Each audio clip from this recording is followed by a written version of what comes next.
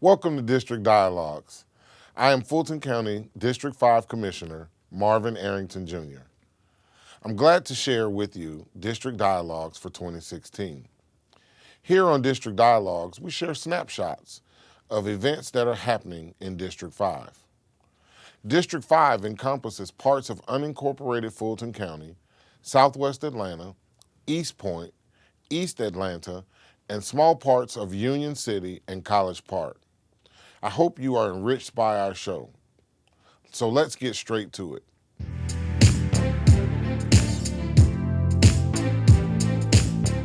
This month, we will host our community forums called District Dialogues. We are hosting them at the East Point Library, the Metropolitan Library, and at Welcome All Park. Don't miss these informative town hall sessions. I will share information about the proposed T-SPLOST referendum at these meetings, so you don't want to miss these informative sessions. Also this month, in collaboration with the Georgia HOA Alliance, we are hosting an educational forum on annexation, de-annexation, and incorporation at Westlake High School.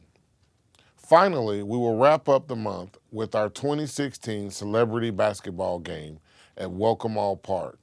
We have partnered with the Friends of South Fulton Parks and Recreation to sponsor 100 children for Fulton County Summer Camp. For more information on any of these events or initiatives, please visit my website at fultoncommission5.com. Now it's time for our Excellence in Education segment, where we spotlight individuals, schools, or organizations that are making stellar strides in the world of academia. Today, please meet Marvin Bussey, Executive Director of Teens at Work. Welcome to the show, Mr. Bussey. Thank you, Commissioner, and thank you for having me. Glad to be here with you today. Well, you got a great name, I know that. Oh, certainly, thank you. Thank you. If you will, tell our audience about Teens at Work and your mission and all of the great work that you do. Okay, so Teens at Work is an after-school program that I started back in '92 to get students involved in after-school enrichment activities, from learning how to cook. One program that we really enjoy is taking students on a camping trip, get them out in the wood, teach them survival skills. The students really love that. In fact, we recently just took a group of middle school girls on an overnight camping trip, and it was so funny that they all wanted to learn how to start the fire, but they couldn't strike a match. So it's funny kind of looking at them trying to figure that out, but getting them into survival skills. And so today I'm here to talk about one of our programs that we have called Adidas Week. And the way Adidas Week got started is one day I felt led to blow my neighbor's leaves, an elderly couple. Okay. And so I got my backpack blower and went next door, and they had tons of leaves, a lot of trees, and I blew the leaves. It took me about an hour and a half, and after I finished, I got this inspiration and I was doing a good deed. And so I felt led to take this back to my organization, Teens at Work, and start the Adidas Week campaign. And we're off to a pretty good start with that. That sounds like a great deed.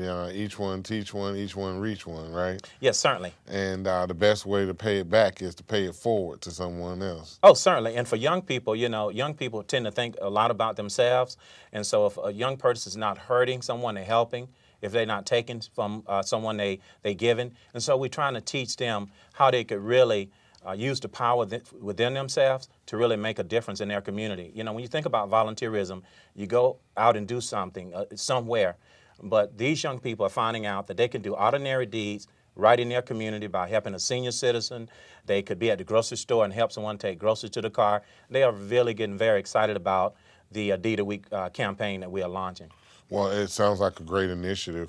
Is there a way to partner with the schools or to expand? Have you looked at, any of those possibilities? Yes, in fact, we just launched 3 campaigns, one at Tri-Cities High School, a campaign at Woodland Middle School, and a campaign at Paul D. West, Woodland Middle School, and Tri-Cities High School. And the campaign was very successful. We were able to sign the students up, We had T-shirts. All the students were able to get like an armband, Adidas Week armband. The students were able to, they would like, when they sign up and do the contract, they would write their name on saying they're committed to doing a good deed. So we go into the school systems and we work with the students. We give them a card so they can know what kind of deeds, if they don't know quite what deeds to do, like, they could buy lunch for a friend, or they can go and spend time with a senior citizen, or they could just find go on the street in their neighborhood and clean up the street. But they finding out that they could really use the power within themselves to make a difference, and they're getting very excited about that. Well, that's awesome. How can our listeners find out more about your organization and Adidas Week and the great work that you're doing? Well, we would love to. Now, Adidas Week is not only for young people. A church could launch a campaign, a whole school, a business marketing department can launch a campaign. So doing good deeds is not just for young people. All of us, can get in the habit of doing good deeds. The world is filled with a lot of sometimes violence and crimes and whatever. But right. Imagine if we all would just. Ray Charles have this song called "The Spirit of Christmas," and he said, "Why can't it remain all through the year?" So what if we took Adidas Week, doing good deeds, and have that spirit going all through the year, helping each other? So if someone wants to get in contact with us, they can reach us at info@adidasweek.org. They can call us at area code 404-684-1757, and we would love to sit down with them, develop a campaign according to what their needs might be. Awesome. You're doing some very great work in the community. We appreciate you teaching our children the right way and the right type of characteristics that they need to grow up with. Perfect traits to learn at that age. So we appreciate all that you do. Thank you so much, Mr. Bussey. Thank you so much, Commissioner Ayrton. I would like to certainly give you Adidas Week armband. All right, thank you. I'd certainly like to give you one of the hands where you could write your name on, saying you're committing to doing good deeds, and the card. All right. And I'm sure young people, when they see out in the community, would just love to say, "Look at Commissioner," and it might inspire them to want to do more. So thank you. I will wear it proudly. Thank you, sir. Thank you so much. Yes, when we come back, our community kudos. Stay with us.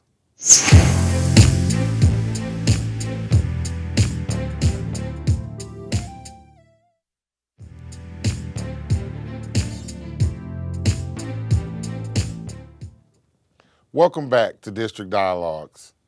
In our Community Kudos segment, we give recognition to organizations who are striving to empower our communities. Our next guest is Harold Leffall, Senior Vice President of Solomon's Temple, Incorporated. Welcome to the show, Harold. Thank you, Commissioner, for having me. Very glad to have you. So tell us, what is Solomon's Temple? So Solomon's Temple is a homeless shelter for women who have children. In Atlanta, there's really a shortage of shelters for that particular population. And so last year, Solomon, who was our founder, Solomon Smallwood, through a partnership with Invest Atlanta, opened Solomon's Temple.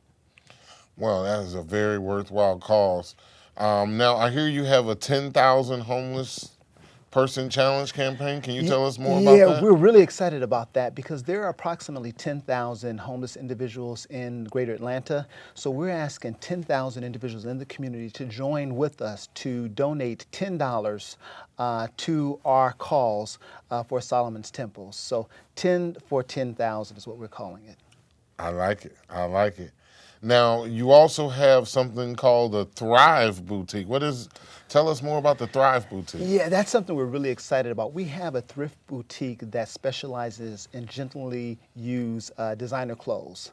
So it's think Goodwill, but designer clothes. And so that's something we're really excited about. And we asked the community to join with us. One of the things that, in addition to supporting us by shopping at the store, we asked for individuals to throw what we call Thrive parties. So you can invite your friends and family over to your house and ask them to bring their gently used clothes that they don't wear anymore and donate them to Solomon's Temple. Wow, that's great. People certainly want to look good, even though they may be homeless, discount. They may not have, a lot of resources, but they still want to look good and Absolutely. have good clothes. Absolutely. And for us, Solomon's Temple has become a place where celebrities give. So we have a lot of celebrities that have been donating, to our stores as well. Awesome. All right. Lastly, you have a Lunch and Learn coming up. Yes. Yes, that's something that we do quarterly. Each quarter, we invite the community to come in to really learn about homelessness, because homelessness is not what people often think. You know, they see the homeless on the streets, but that's just a piece of the story. There's a part of homelessness that people don't understand and see, and so we invite the community to come in quarterly to learn more about the real deal of homelessness, because the fact is, homelessness looks just like you and I. Right. Just like you and I. Well, most people are only a couple of checks away from Absolutely. from being there. So then the work that you're doing is very important. So we really thank you for that. What are some of the ways that the community, residents of Fulton County, can help Solomon's Temple? We always need volunteers. We have a lot of young children at our facility, so we need mentors to come and mentor our children. We have a computer center, so we need folks to volunteer in that area. We need graphic designers to help us with our graphics work. And so we just need a lot of volunteers, because we're a 24-hour, 7-day-a-week shelter, so we need a lot of support. Awesome, awesome. How can our listeners find out more about Solomon's Temple and the great work that you're doing? Can go to our website at solomonstempleinc.org. That's solomonstempleinc.org. Awesome. Thank you for being with us today.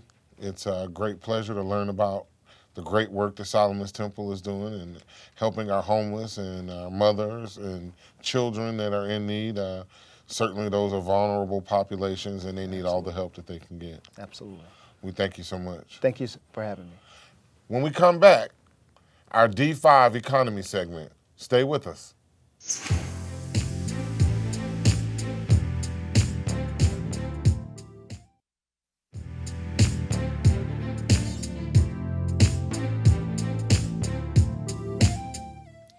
In our D5 economy segment, we like to introduce experts who can share information about economic development and sustainability.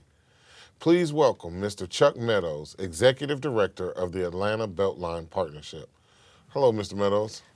Good to be here. Thanks so much for having me. I appreciate it. Glad to have you. So tell us, what is the Atlanta Beltline Partnership, and how do you differ from the Atlanta Beltline? That's a great question. So the Atlanta Beltline Partnership was founded in 2005 to create the initial platform for collaboration to move the Atlanta Beltline forward. About a year later, Atlanta Beltline Inc. was formed, and that is the entity that is dedicated exclusively to building a project. Atlanta Beltline Partnership is more responsible for the people stuff. So we have three important parts of our mission. We enable the project through capital fundraising. We engage the public, generating and sustaining public support for the Atlanta Beltline, and we empower the residents. That's the social impact work we do to make sure that all 45 Atlanta Beltline neighborhoods benefit from the investment that is happening, particularly in the areas of health, housing, and hope. Wow. And how did you become involved with the Atlanta Beltline Partnership? Yeah, well, I consider myself very fortunate and privileged to be in this position. I was actually, I spent my childhood in the neighborhood of Washington Park, which is a Beltline neighborhood, not too far from the Atlanta University Center, not too far from West End. And my father was a graduate of Washington High School, so growing up in that neighborhood and facing some of the challenges, quite frankly, that part of town has gone through, to now be able to be in a position to work on a project that is benefiting that neighborhood and several others is a tremendous privilege. So I was actually in Mayor Franklin's administration a while back. I have worked at the state capitol.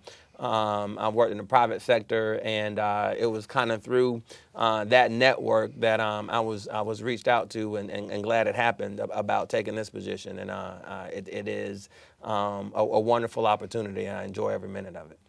So tell us, if you will, about some of the initiatives of the Atlanta Beltline Partnership. Yeah, absolutely. So, we talked about those three mission focus point. So Enable the Project, we are almost always raising funds to actually build the Beltline. And so our strategic implementation plan calls on us to raise $275 million in private capital. And so we will be launching another capital campaign soon. We, in the area of engaging the public, we offer tours. So encourage your listeners to sign up and take a tour of the entire 22-mile Atlanta Beltline corridor. We offer those on Fridays and Saturdays. We offer a free fitness series that runs from March to November. And those classes are all around the Atlanta Beltline corridor, free and open to the public. So we encourage your listeners to go to beltline.org, where they've got a full calendar of everything from aerobics to Pilates to yoga to bike riding. They can get out, get active, and have a great experience on the Atlanta Beltline. And then lastly, in the Empower the Residents category, again, we focus on health, housing, and hope. So we work to drive positive outcomes. In some of the areas, there are some significant health disparities, right. And that stems from things like lack of physical activity and lack of access to healthy food. So we're working to improve conditions in that area. We work on that issue of affordable housing and inclusive housing opportunities, and then we work on, when we say hope, we're really talking about economic opportunity. Right. So we work on workforce development programs. Job creation, job placement, and also encouraging opportunities for residents of Atlanta Beltline neighborhoods to get out and start their own business as well. Well, that's great. How can our listeners find out more information about the Atlanta Beltline Partnership? Yeah, so beltline.org actually houses information for both that organizations. So we share our website. So go to beltline.org and you can find information about the project itself and about our initiatives, our calendar of events. And then we always encourage folks to follow us on social media. So we're on Facebook, Twitter, and Instagram under Atlanta Beltline. Awesome. Well, we thank you so much for the work that you're doing. Atlanta Beltline is truly a transformative project for the city of Atlanta, and I'm excited.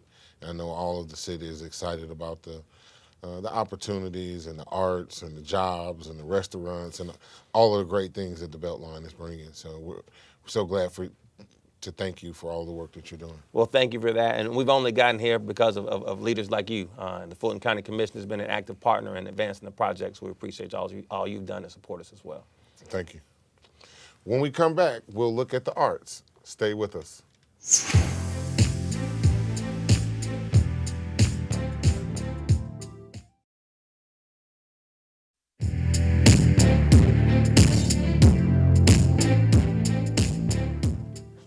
As many of you know, I am an executive sponsor for Arts and Culture in Fulton County.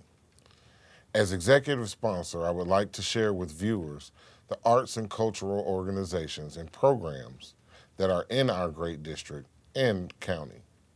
Today, please meet Jessica Holland, Executive Director of C4 Atlanta. Welcome to the show, Ms. Holland. Thank you for having me. It's a pleasure being here.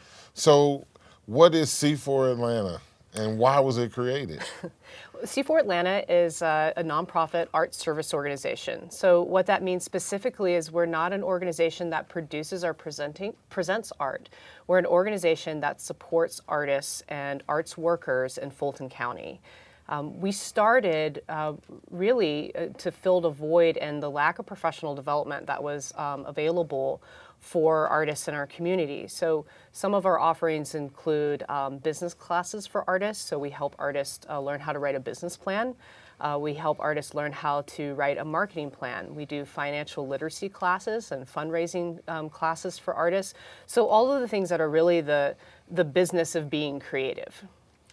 And well, I guess, why is that important? Why is it important to help artists? Why is art important to our community and our county? Well, as you know, and being a supporter of the arts have a great economic impact on our community. There are people who are a lot smarter than I who can give you facts and figures and all of the numbers. But just say, for an instance, if you're going to see a theater production, chances are you're going to be paying for parking. You may even hire a babysitter. You're going to go out to eat, or maybe even go out for a drink or a cup of coffee afterwards. All of those things are sort of the trickle, are the ripple effect of arts, if you will. To serve artists specifically in professional development, really it came out of this idea that when an artist goes to school, he or she is focused a lot on the aesthetics, honing that. And that's fine. But what he or she may not learn is actually how to run a business as a freelancer. A lot of artists are freelancers. We have a lot of freelancers in our community, from the startup community to independent contractors, and artists are just the same. And, in my job, we always say it's not just the music business. It's not just music, it's the music business. And you have to know just as much business, if not more business, than you do the craft. So, yeah, absolutely. Thank you so much for the work that you're doing. What are some of the greatest challenges facing artists in Atlanta and Fulton County today? On an individual level, when we've surveyed artists, some of the feedback that we've gotten is some of the things that affect a lot of citizens in the county, and that is affordable housing, wage, and access to public transit. So we don't have all the answers for that as an organization. So what we do is we partner with other organizations that are working in that community and in that field. And we hope that by providing education, that we can allow the artists to be in control of their destinies as far as the finance piece goes. What makes Atlanta and Fulton County a perfect place to foster, the arts community? What's so special about what we do here in Atlanta and Fulton County? Atlanta and Fulton County has a lot of opportunities for artists. When looking at nationally, some of the best place to foster arts, the city of Atlanta and Fulton County have been named again and again. We have a lot of history, we have a lot of passion, we have a lot of diversity, and all of those things make a great and vibrant arts community. How can we find out more about your organization? You can look us up online. We're c4atlanta.org. We're also on Facebook, Twitter, and Instagram. We're all over the social sphere. And if you have a chance, we also host potlucks throughout the year. We are big believers in food and community. Awesome. I will definitely look forward to coming out to one of the potlucks, and I'll bring my surprise dish. Ooh. I look forward to that. Thank you so much for all that you do. So important that we help our artists and, the entire arts community because it has such a broader impact, as you discussed, on everything that we do in our daily lives. So we thank you so much for the work that you do. Thank you, Commissioner, for having me, and thank you for your support of the arts. No problem. Glad to do it. As we close out today's show, we would like to receive words of inspiration and motivation from Reverend William Francis, pastor at Atlanta Faith in Action.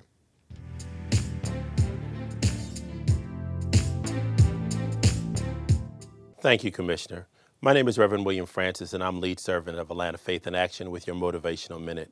Look, 7 years ago, I was diagnosed with a chronic disease, and I didn't think I would have a life. But let me tell you, life does go on, regardless of the circumstance that you're placed in. I found myself without a job, without insurance, without many friends, not really much I could really count on, but my hope was still built on nothing less. And I had to continue to dream. And that's what I want to encourage you today to do, is to continue to dream big, or better yet, dream bigger. Fast forward 7 years ago, I'm healthier than I've ever been before. Really working within the community to make my community a better place. And it's because I never stopped dreaming. So I want to encourage you to just take time to yourself, uncover your passion, uncover your purpose. And then once you discover your destiny, you then need to walk in your destiny. And by walking into your destiny, that means whether it's involvement in a nonprofit, involvement in your community, involvement in your faith-based organization, whatever it may be, do something for others. And you'll find that process of doing for them is going to do great things for you. Life does not end because of any circumstance, any situation, any tragedy, but life continues in triumph. And I am a living witness of that. I just really appreciate the opportunity to come and share with you on today for this Motivational Minute. Continue to dream big. Thank you, Pastor. As we conclude today's District Dialogues, I'd like to invite you to stay connected with my office. You can reach me anytime in my office, online, and of course, via Twitter, Facebook, and Instagram. Thanks for watching District Dialogues. We'll see you next time.